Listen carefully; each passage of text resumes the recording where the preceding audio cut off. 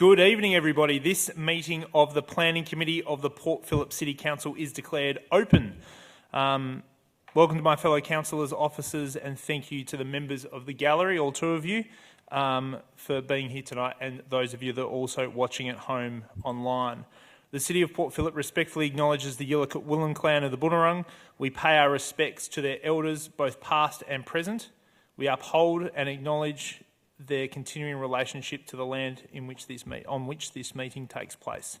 My name is Marcus Pearl. I'm the councillor for Gateway Ward, and I'll be your chair for this evening's meeting. It's a privilege to welcome you all here tonight. I'd like to introduce our councillors here this evening. We're all here from Canal Ward. We have Councillor Gross, who will be joining us in just a moment, Councillor Louise Crawford and Councillor Tim Baxter. From Gateway Ward, myself, Councillor Bernadine Voss, and Councillor Oggie Simic to my left. And from Lake Ward, we have Councillor Andrew Bond, Councillor David Brand, and Councillor Catherine Copsey. Our senior officers presiding over this evening's meeting are Ms Rosick to my right and Mr Borg to my left. And we also have one of our planning experts, Mr Gutteridge, here this evening also. Council's Local Law Number 2 determines how this meeting will be conducted, including the agenda. However, there are a few sections worth highlighting. Firstly, item 4 provides the opportunity for public question time. Public question time is obviously for the opportunity for the members of the public, where you can ask specific questions on planning matters, particularly, not general council matters. Obviously, they can be relating to matters that aren't on the agenda here this evening. There's also an opportunity for members of the public to ask questions or make comment on specific items on tonight's agenda. This will be done prior to the committee considering the item. If you do wish to do so, just ask Murray for a blue form and he'll happily oblige and take you through the process. If you do wish to ask a question or speak to a report, please complete the blue form that's available on the table just outside the chamber. I encourage you to try and limit your questions and comments to around 3 minutes and try to avoid repeating any points that have previously been made by other speakers. Please note that this committee can only address questions and deal with items within its delegation, that is, planning matters. The delegations of this committee are final and can be acted upon. Please note that all planning committee meetings are now live streamed from our website and via Facebook Live. We do this in the interest of in the public interest and in the spirit of transparency. A recording of this meeting will be available to view in a few days' time on the Council's website and also our YouTube channel. You can find this at webcast.portphillip.vic.gov.au. The cameras here in the Council chamber will film and record councillors at the meeting. However, care is taken not to film and record images of those of you sitting in the public gallery. If a member of the public asks a question or makes a comment to an agenda item, they will not be filmed, but your voice will be heard on the live stream and obviously recorded. Council's local law instructs that this meeting cannot be filmed or audio taped unless permission has been granted by myself. In the unlikely event of an emergency, please follow the instructions from the Chief Warden. Councillors, let's now move to the agenda. There's no apologies because we're now all present. Welcome, Councillor Gross. Item number 2, minutes of the previous meeting. Are there any questions regarding the minutes that have been circulated? Happy to move. Councillor Gross move, Councillor Pearl the second. I'll put that motion. All those in favour? That motion's carried unanimously. I'll now move to item 3, declarations of conflict of interest. Are there any? No councillor has chosen to declare, so I'll move to item 4, which is public question time. We have one member of the public that's kindly come this evening to ask a question, and that is Jennifer Edge. Please come forward.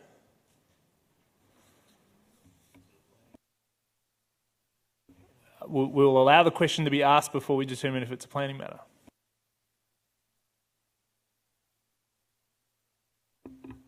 Welcome. Thank you. And thank you for the opportunity to ask my question. I'd just like to point out that there were other members of the public here with me prior to 6:30, but they left because until I got here, I didn't know that the meeting had been changed to 7 because I rely on the local paper. I'd also like to acknowledge the Delegate Willem clan of the Bunurong and the fact that they never ceded sovereignty, and we're privileged to meet on their land. So I understand, and as you know, I don't normally come to planning committee meetings, but I've got to a stage where I'm not sure what the planning committee does, so I'm going to ask this question because it seems to me somebody should be planning. I refer to the recent Community Safety Roundtable and draft, page 7. Point of order, Councillor Pearl. This is clearly not a planning matter. I think it's not. Thank you, Councillor Bond. I'll let the question be done in full, and I'll rule if that's okay. Thank you. Safer places, streets and activity centres, in particular item 4 on page 10, but the page is also numbered 114, which states, we take a proactive and informed approach, ... and where possible put preemptive measures in place to mitigate risks. Therefore, I ask, on behalf of the community, what preemptive measures regarding infrastructure, in particular varying pit covers, signage, street tree support stakes and other related infrastructure, etc., including regular audits, along with reviewing channels to improve participation by Melbourne Border Works, Vic Roads, Telstra, any other City of Port Phillip departments, stakeholders or power brokers to ensure fast, efficient and effective remedy pleas are going to be undertaken by the City of Port Phillip. So if you're looking at a safety plan for the next 4 years, I've gone through it, I've had a professional go through it, and nowhere does it cover the ongoing issues for somebody who's becoming more and more disabled of ambulatory concerns. And when I get a council response that, oh, you know about the separation of powers, we can't make them do anything, and I just keep paying rates, I'm going, it's all about communication, so thank you for the opportunity to communicate. That's right, you're always welcome. Now, that was a good question, but I don't think it relates specifically to the jurisdiction of this committee. That doesn't mean it shouldn't be answered. So there's obviously a recording of the question, so I'll ask the officers to take the question on notice and give you an answer. Point of order, Councillor Pearl. This is a Section 86 committee, not a council meeting. I don't think we're able to take that question on notice. As a question that is taken as a normal communication to council. Councillor Bond is 100% right. I can't take it officially in the quorum of this meeting. Let me finish. I can't take it in the official capacity of this meeting, but I will take it as a general question, as anything coming to a councillor in email or assist, and I'll personally ensure that that question is answered for you as a general council question, but not something to be considered by this committee. In terms of your first point, it was clearly incorrectly communicated the timing of this meeting in the local newspaper, and I'll make sure we put a process to ensure that doesn't happen again. So thank you for bringing that to my attention. My absolute pleasure. That is item 4 out of the way. Councillors, do you now have any questions under councillor question time, item number 5? No, we've done. We're done. Any questions under item 5? Yeah. That's fine. Point number 5. Any questions from you, councillors? Okay, there being none, we'll move to item number 6, which is presentations of reports. First item, cab off the rank, is item 6.1, which is Buckhurst Street, South Melbourne. I'll move to public questions or comments to be made under this item. I'll call Mr. Will Pearce, sorry to pronounce your name incorrectly, to the dispatch box to ask your question or make your comment. Thank you, councillors, for the opportunity to speak tonight. I understand you've had a long day, so I'll try and keep this concise. My role here is I'm a town planning consultant at Human Habitats, which is my firm, and I represent Little Lane Childcare, which will be the owner and operator of this facility. I wear 2 hats. I'm also a local resident in Port Phillip with 2 young children, one of which goes to Bupapwamandjika, which is by far and away the best childcare centre I visited when doing the selection of childcare facilities in the Port Phillip area. As I mentioned earlier, Sian and Mike are the owners of Little Lane Childcare. They own a series of childcare centres, high-quality childcare centres in Melbourne, Sydney and Brisbane. They operate them themselves. It is a large organisation, but they have an incredible passion for early learning. Their vision for Buckhurst Street is pretty simple. They want this to be the best childcare centre in the world. And you can see that in the plans. We have in the order of 300 children with double what is required in terms of external open space areas and double what's required in terms of internal areas. And now that's not a council requirement, it's a state government requirement. But this isn't like those converted office building childcare centres where they go for the maximum number of children within the space that they have.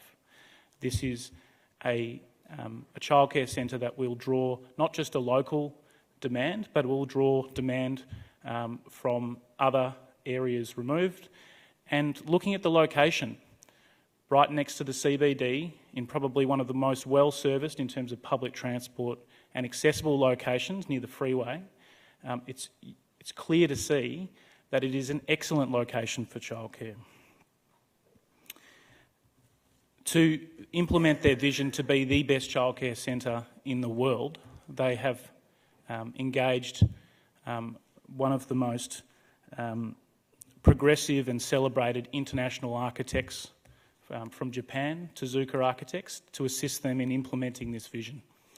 And what you can see there is we have a series of sort of more commercial and community-focused spaces at ground level, less than what we originally set out to do due to Melbourne water flooding requirements, and then a series of external spaces and internal spaces that wrap around as the building goes up. And what that allows is children can run continuously up through these play spaces until they get to the top of the building, which is unlike any childcare centre that I understand is in this country.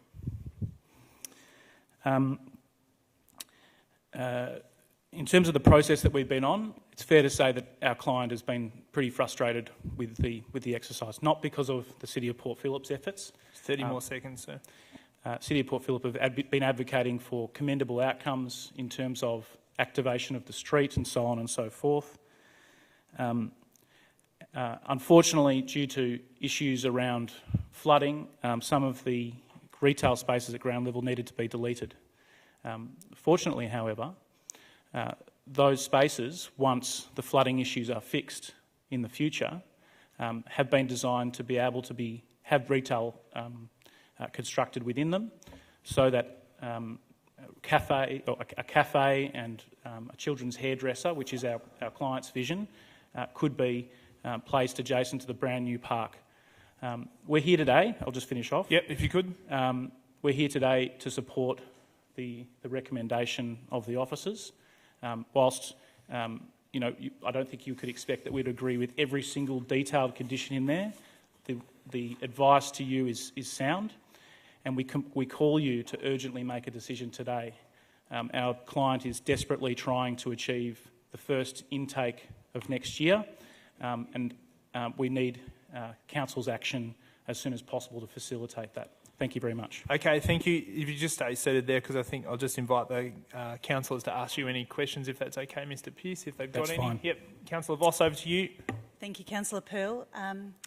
Thank you, Mr Weir, for coming in. I just wanted to ask you about the temporary nature of the childcare centre. Can you articulate what temporary means and what your plans are after that?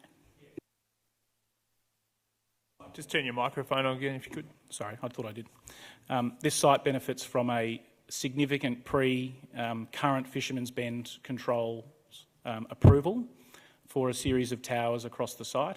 Our client has purchased the site with that approval as part of the value of the property. The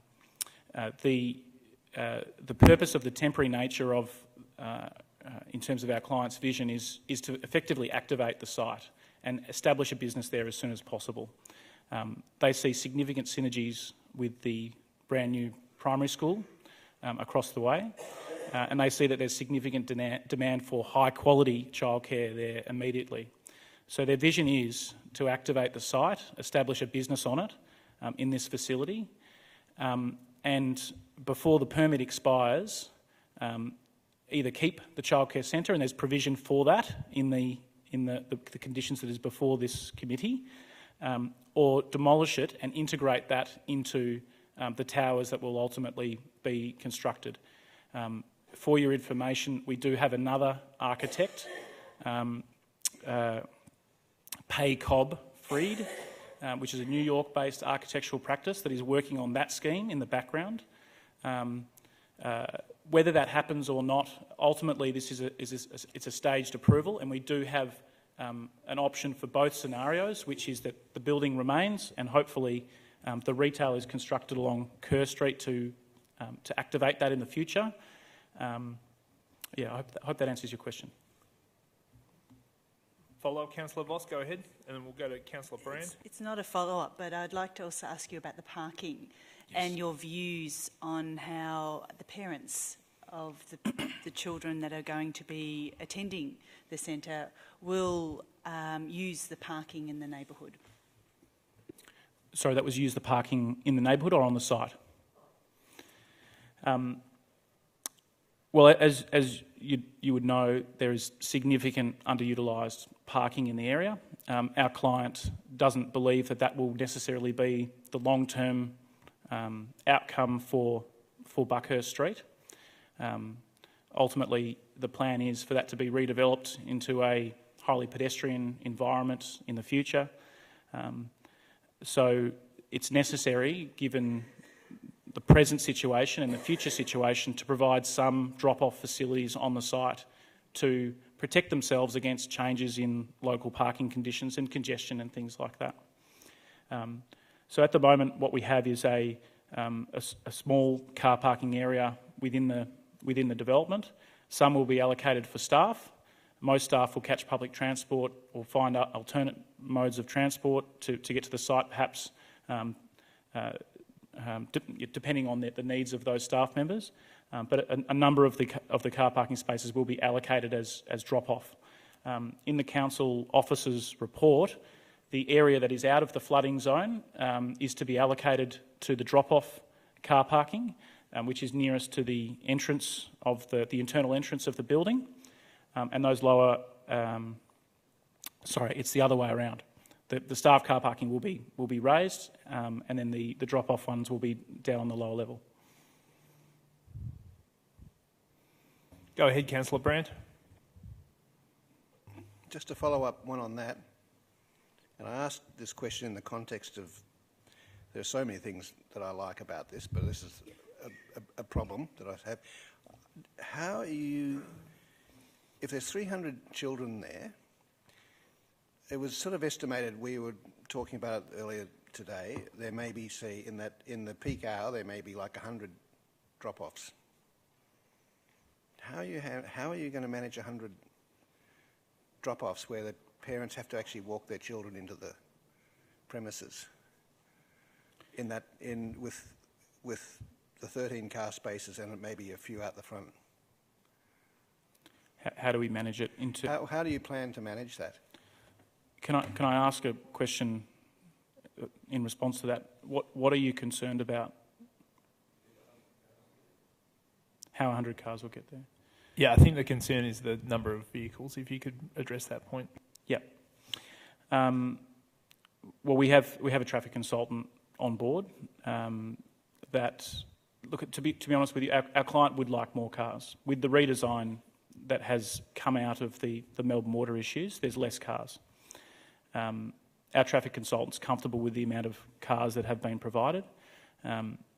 My experience as a resident in Port Phillip is that people find multiple different ways of dropping their kids off to childcare. I personally put my 2.5-year-old on the back of my bike and I drop him off at Buckhurst probably 2 out of 3 days a week. A number of other parents do that. Those bike facilities out the front There's pram storage provided in this building as well to encourage people to walk there and store their prams so that they're not encumbered when they then go and walk to work or jump on the 109 into the city. So this facility has been designed to facilitate alternate ways. Ultimately, it's not a very congested area at the moment, but it will be in the future because this area is very well serviced and is an excellent location for new development to occur. That may not be it may not be possible in the future or desirable for people to necessarily drive to this facility. And I think we need to have that long-term approach to this. I don't think anybody here would say that there's going to be a problem in terms of the road network around the site and the number of car parking spaces in the area catering for the number of kids that are proposed here in terms of just drop-off. I think in the future that might be a problem, but that's a good thing in terms of encouraging sustainable modes of transport. Follow up, Councillor Brand, then I'll go to Councillor Crawford. Yes. Do your clients own all that entire block, and this is just half of it, or they just own the half that you've got? Yes. So they own the entire site, the almost 10,000 square metres. So this part of the site is the final two stages of the original permit, stages 3 and 4. There's a cross-block link that's anticipated here, immediately to the west of that facility. So it effectively aligns with that cross-block link, or where that was originally planned for under the current approval. And so, does your clients have plans to build the other half before they take the childcare centre down? This is yes, they do, and they have plans to make that aspect of the development significantly better. That'd be good. And connected to this childcare centre. And potentially... Councillor Brand, I'll throw to Councillor Crawford now, if you can sit on that for a minute. Just on exactly Very quickly. How many children might there be in that the first half of the development that you'd be building there? There's about 500 apartments in it or something in that half. I'm just trying to get a picture of future markets and future people who might walk there. I don't believe their vision is to expand their early learning facilities beyond what you can see here in terms of numbers. Their vision is to add on symbiotic uses. They see medical as quite a connected use. Sorry. My aim was just No more. Councillor Brand, sit on it for a bit. Councillor Crawford, you've got the call now. I just wanted to clarify, did you hear that they want to take an intake next year, by the end of next year or by the start of next year? Sorry, just that's a very quick build if it was to... Yes, that's right. And we didn't anticipate that there would be this much back and forth through the process. They hope to have this all resolved much earlier than this. I would agree with you that having an intake at the start of next year would be an extremely fast build, potentially very optimistic. That hasn't changed our clients' objectives or hopes, perhaps. Councillor Brand, happy to go back to you unless there's any other questions. Thank you. I'm just trying to build a little picture in my mind of the relationship of the temporary childcare to the development around it and the prospect of lots of people living around it that don't need cars to get there. For instance, in the other half of the site, if there are 500 apartments in the other half of the site, how many children might there be in your projections of living in that tower which is built while the childcare centre is still sitting there? I haven't looked at that. It would be an interesting thing to look at how many children per apartment on average there would be in a location like that. But it's not. It's not like the site is going to feed. Our client isn't relying on the site to feed childcare places here. As I said before, they're relying on a local catchment and also a larger catchment. Hopefully that answers your question. Thank you. That was very kind of you to sit there and answer those questions. We greatly appreciate it. Councillors, over to you. Do you have any questions of the officers? Please take a seat again.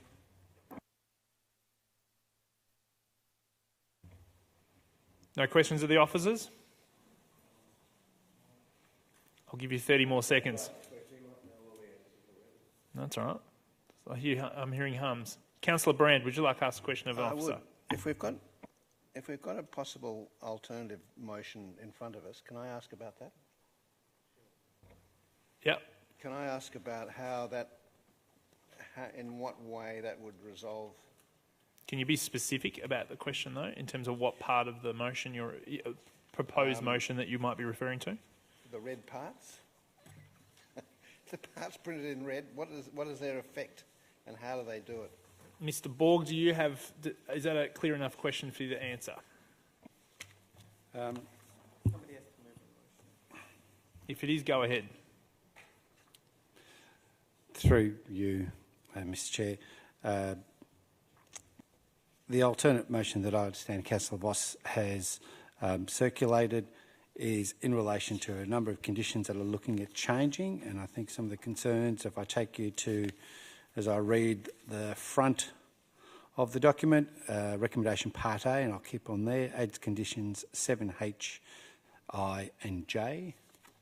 So those conditions essentially look at returning back to the design the retail commercial tenancies that were part of the previous building, part of the previous design prior to the Melbourne Water required changes.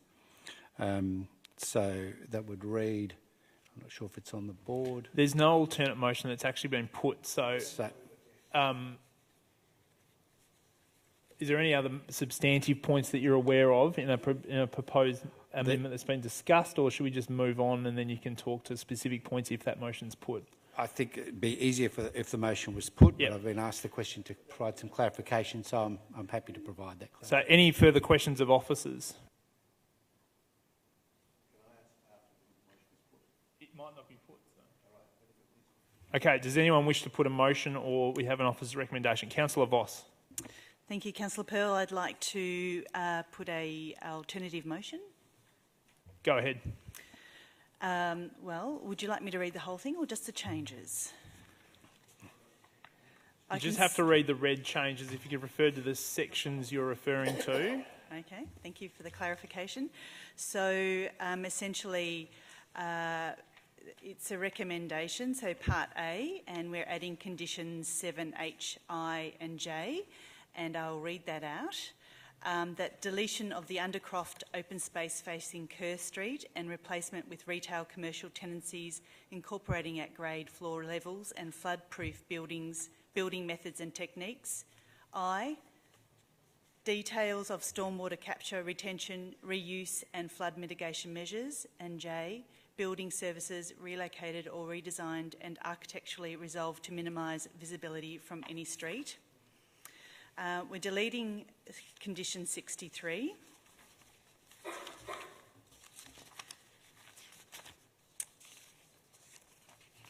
Which was that all commercial and retail spaces must be constructed no lower than 2.4 metres to AHD. And we're amending the recommendation in Part B, which is to add on the end or advisory panel. So just to be clear, authorise the manager city development to instruct council statutory planners and or solicitors on any future VCAT application or review or advisory panel. And we are adding Part D. And Part D is that the council resolve to request a meeting with the Minister for Planning, with Melbourne Water, the Fisherman's Bend Task Force and the City of Melbourne regarding flood levels, building floor levels, activating street frontages and achieving the building and sustainable design principles of the Fisherman's Bend framework. Thanks, Councillor Voss. You put that very eloquently and well orderly. So I'll ask for a councillor to second that motion. Councillor Brand, thank you. Councillor Voss, go ahead and speak to your alternate alternative motion. Yeah, thank you very much. This is a children's centre, which is a fantastic addition for our community, and currently it's a burnt-out building. There is a permit, as we've heard, for 4 towers there, and this is an application for sort of before stage 1, if you like, stage 0, and an application which I am largely in support of, and there is, as Councillor Brand has said, a lot to like about this particular building and development. In particular, I quite like that it's a transition building, so it's actually fitting in with what's going on in Fisherman's Bend right now. It doesn't go to the full height, but it is a fabulous opportunity to set the tone for the area. We've heard there's a 300-plus childcare place, there's a public swimming pool. It's opposite our almost $25 million park, combined with the state government, and a new primary school, so it's an incredible area. However, I do have significant concerns about the limitations that Melbourne Water's placed on this development.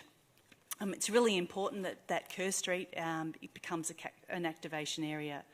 And, councillors, I guess what I would like us to do is really challenge Melbourne Water in particular, but the water companies, to think and to manage water in new and innovative ways, because this is what Fisherman's Bend framework is all about, something that we have actively agreed with, dealing with sea level rises, dealing with drain floodings, dealing with river flooding and stormwater. Fisherman's Bend in particular needs to be able to accept sudden flooding events and deliver it to a permeable streetscape and water-sensitive urban design. It needs to be the sponge city. We need to be able to solve flooding concerns, and we've seen all of the documents and the research about our cloudburst boulevards, our water plazas, our green streets, and we need to improve the building designs so that we can have this vision. This is what we need to achieve. So that's why I have asked for these modifications to the original application, and in particular to reach out to Melbourne Water. We know that high up in their organisation they agree with this, but somehow when they're approving or making their recommendations, they're putting a blocker on how we're going forward in Fisherman's Bend. It could be a very bad outcome if all we have is an engineering solution and brick walls to stop flooding. Thank you, Councillor Voss. Councillor Brand, it was remiss of me. I didn't give you the opportunity to rephrase your question before we started debate, so I'm in breach of the meeting procedure local law here. But before we let other people put their debates, Councillor Voss has the ability to respond again. So forgive me for breaching the law, but I'll give you the opportunity to ask one question if you wish to ask the officers a question now about this motion before you speak to it. Perfect. You now have the opportunity to speak to the motion. I just asked you to put your microphone on, Councillor Brand. Good idea. Okay, I agree with everything that Councillor Voss says. I think this building is it's something special for Fisherman's Bend, and especially special if we can let it get through in its intended form rather than a sort of a truncated form with some of its key features lopped off. Fisherman's Bend should be an experiment in how we build a city, how we make a city. It's meant to be an extension of the CBD, which is really Australia's most exciting urban place, and it certainly isn't looking that way in general terms. But things like this that crop up and do unpredictable things, driven by a whole lot of factors, but fundamentally sort of the need of the place. I think it's just fantastic to see, and I really want to see it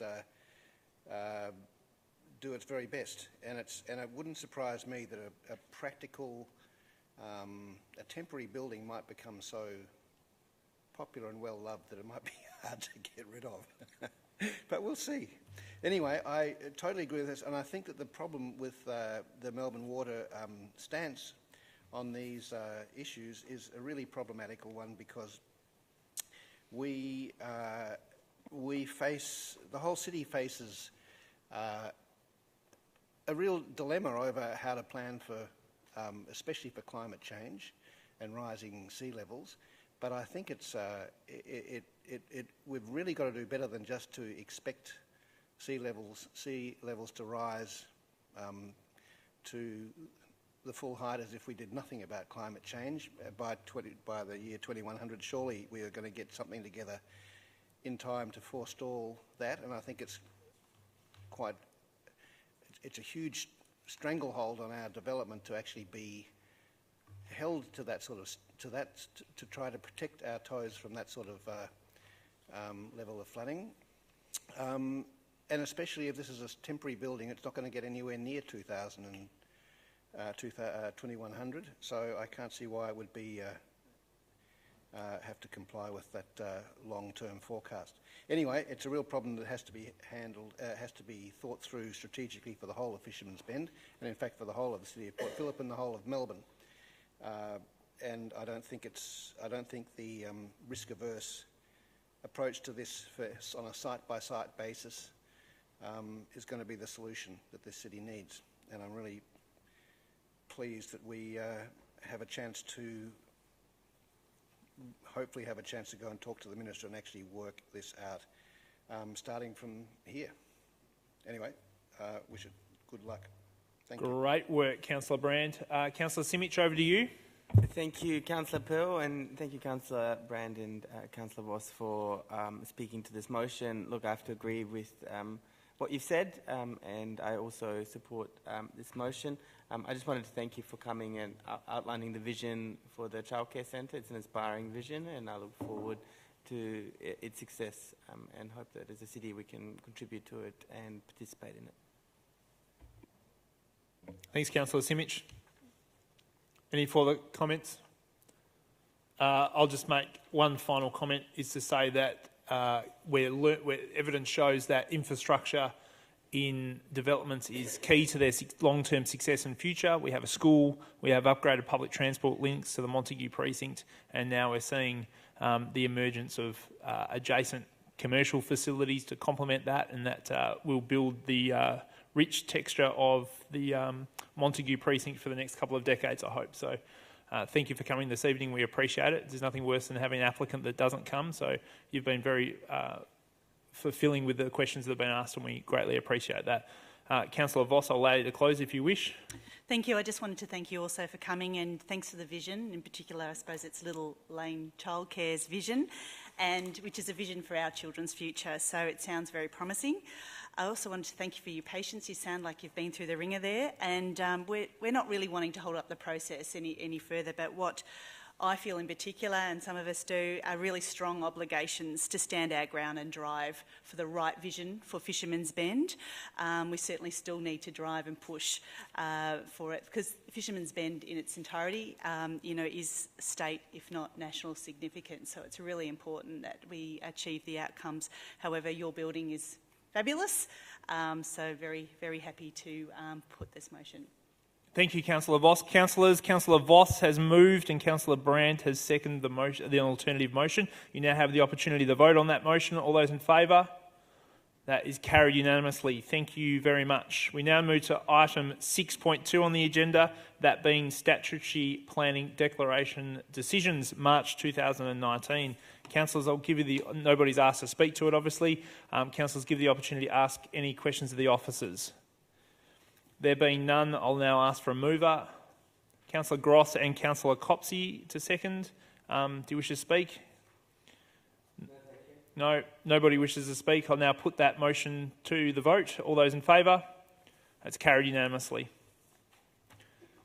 Are there any items of urgent business under item number 7 on the agenda? I'll move to item number 8, which is confidential matters. There are none. That was a great meeting. Thank you very much for the opportunity to chair. I sent my wife a text message saying I'm on the big chair, and she sent a message back saying Clem said Daddy has no hair. So obviously I have a great voice for radio, not a good face for television. I now declare the meeting shut.